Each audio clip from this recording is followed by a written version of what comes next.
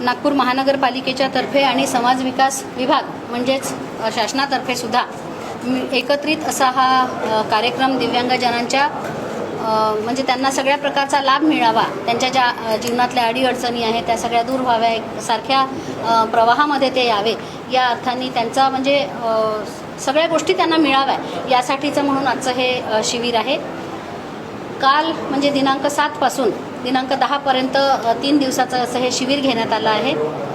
नागपूर शहरातील आणि जिल्ह्यातील जे काही दिव्यांगजन आहे ते त्या सर्व दिव्यांगांनी या ठिकाणी यावं, त्यांच्या अडीअडचणीच्या नुसार त्यांना इथे जे साहित्याची गरज आहे ते साहित्य मिळण्यासाठीची सगळी व्यवस्था या ठिकाणी केली। वैशिष्ट्य हे आहे की जयपूर फूट